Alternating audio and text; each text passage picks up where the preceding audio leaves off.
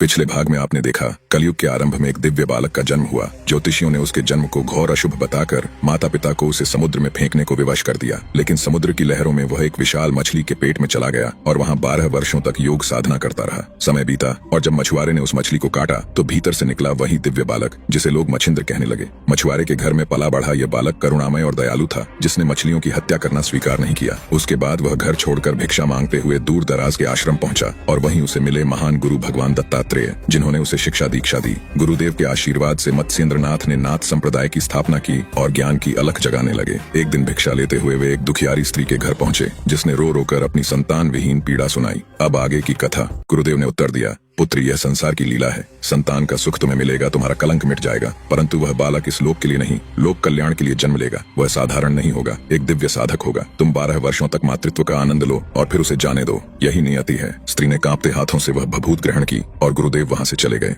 गृहस्थ महिला ने कांपते हाथों से वह पान और विभूति अपने आंचल में बांध ली थी। सायंकाल उसका पति और बहन घर लौटे। बहन की दृष्टि उसकी ओर गई और आंचल के कोने में बंधे वस्त्र पर अटक गई। उसने संदेह भरे स्वर में पूछा, दीदी, ये आंचल में क्या छुपा रखा है? स्त्री की आंखें चमक उठी। उसने श्रद्धा से उत्तर दिया, यह बाबा जी की दी हुई भभूत है। बहन ने तिरस्कार भरी हंसी के साथ प्रश्न किया, बाबा जी? कौन बाबा जी? स्त्री ने गंभीरता से जैसे कोई अमूल्य रत्न की रक्षा करते हुए पूरी घटना सुना दी। गुरु मत्स्येंद्रनाथ का आगमन, उनकी दया और पावन विभूति का वरदान। किंतु जहाँ उसके शब्दों में आस्था और आशा थी, वहीं बहन की आंखों में ईर्ष्या की आग भड़क उठी। उसकी आत्मा जलन से तपने लगी। पति का चेहरा भी कठोर पड़ गया। पति ने उसे डांटते हुए कहा, तुम भी ना कैसी भोली हो। ये साधु लोग बस झूठे वचन देते हैं। अगर सच में इनके पास सिद्धियां होती तो भिक्षा मांगते दर दर क्यों फिरते? तुम स्त्रियां ही इन पाखंडियों के जाल में फंसती हो। उसके शब्द जैसे वज्रपात थे। स्त्री का हृदय भीतर तक कांप उठा, पर उसकी आस्था डगमगाई नहीं। उसी क्षण बहन ने झपट्टा मारकर आंचल से वह पान निकाल लिया। यह मेरा है, पापा ने मुझे दिया है। स्त्री ने घबराकर उसे छीनने की कोशिश की। तभी उसकी बहन ने उस पान को फेंक दिया और सीधे गोबर के ढेर पर जा गिरा। हाय, यह क्या हो गया? स्त्री चीख उठी और झुककर उसे उठाने को दौड़ी, पर बहन ने क्रूरता से उसे लंगड़ी मार दी। वह धड़ाम से धरती पर गिर पड़ी। बहन हंसते हुए बोली, अब क्या दीदी, गोबर से पान उठाकर खाओगी? छी छी। इतने में पास बंधी गाय ने अपनी पूंछ हिलाई और उसी पान पर ताजा गोबर कर दिया। स्त्री की आंखों से आंसू बह निकले। उसकी आशा जैसे गोबर ढमे दबी जा रही थी। बहन उपेक्षा भरे भाव से मुंह बनाती हुई वहां से चली गई। उसके हृदय में ईर्ष्या का विष था। वह नहीं चाहती थी कि उसकी बहन मां बने। रात भर वह दुखियारी स्त्री रोती रही। सुबह जब सूरज की पहली किरणें आंगन में पड़ी, वह स्त्री कांपते पैरों से गौशाला की ओर चली। घंटों खोजने पर भी पान न मिला। उनके घर में एक बड़ा सा गड्ढा बना हुआ था, जिसमें गाय का गोबर इकट्ठा किया जाता था। गोबर का ढेर गड्ढे में डाल दिया गया। उसकी आंखों के सामने मानो उसकी सारी आशाएं उस गड्ढे में दफन हो गईं। 12 वर्षों का लंबा काल बीत गया था। अब वह स्त्री थकी, जर्जर और पीड़ा से भरी हुई थी। अचानक गांव की गलियों में एक गंभीर और गूंजती हुई आवाज उठी, अलख निरंजन। वह हाथ में भिक्षा का पात्र लिए जैसे स्वप्नावस्था में दरवाजे तक चली आई, और जब उसकी दृष्टि उस वृद्ध साधु पर पड़ी तो उसकी देह के रोम रोम खड़े हो गए। गुरुदेव मत्स्येंद्रनाथ उसके सामने खड़े थे। गुरुदेव विस्मित होकर बोले, अरे, ये तुम्हारी क्या दशा हो गई है? कहाँ गई वह मुखमंडल की आभा? कहाँ गया वह जीवन का उल्लास? स्त्री की आंखों से आंसू फूट पड़े। उसने कांपती आवाज में कहा, बाबा, क्या आप मुझे पहचानते हैं? गुरुदेव ने करुणा से मुस्कुराते हुए उत्तर दिया, हाँ पुत्री, मैं तुम्हें भली भांति पहचानता हूँ। मैं वही साधु हूँ जिसने 12 वर्ष पूर्व तुम्हें संतान का आशीर्वाद दिया था। आज मैं उस बालक को लेने आया हूँ जिसे मैंने तुम्हें कुछ वर्षों के लिए दिया था। यह सुनते ही स्त्री का हृदय मानो चीर गया। वह वहीं जमीन पर बैठ गई और दहाड़े मारकर रोने लगी। बाबा, वह पुत्र तो मुझे मिला ही नहीं। आपका आशीर्वाद मैं अपने भाग्य की आग में खो बैठी। सुनिए, सुनिए मेरी व्यथा।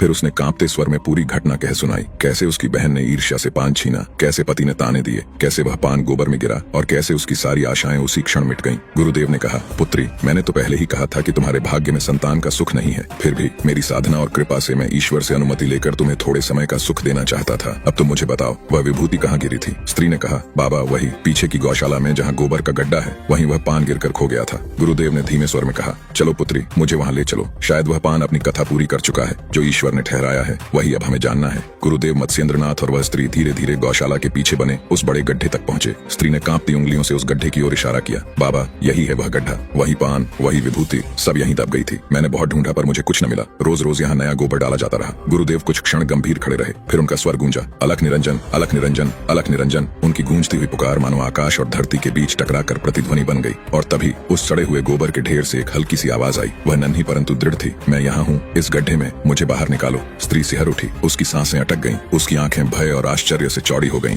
पुत्र, तुझे किसी सहारे की आवश्यकता क्यों हो? तू स्वयं दूसरों का सहारा बनने आया है। आजा, यह संसार तेरा स्वागत करने को तैयार है। इतना कहते हुए उन्होंने अपनी विशाल छाती से एक दीर्घ श्वास खींची और फिर गड्ढे की ओर प्राणवान फूंक मारी। क्षण भर में मानो कोई अदृश्य शक्ति हिली। उसी गोबर में से एक 12 वर्षीय सुदर्शन बालक बाहर निकल आया। बालक ने दोनों हाथ जोड़कर गुरुदेव की ओर देखा और कांपती आवाज में पूछा, मैं कौन हूँ? मैं कहाँ से आया हूँ? गुरुदेव ने बालक के सिर पर हाथ रखते हुए कहा, पुत्र, तू गोरख है। इस गाय ने तेरा पालन कर तुझे सुरक्षित रखा, इसलिए तेरा नाम गोरक्षनाथ होगा। तू वही दीप है जिसे अंधकार में छुपा दिया गया था, पर आज तुझे जग को आलोकित करने के लिए बाहर बुलाया गया है। बालक ने विस्मित होकर फिर पूछा, और आप कौन हैं जो मुझे इस अंधकार से बाहर लाए? गुरुदेव का स्वर मधुर हो उठा, मैं मत्स्येंद्र नाथ हूँ, मैं तेरा गुरु, तू मेरा शिष्य है।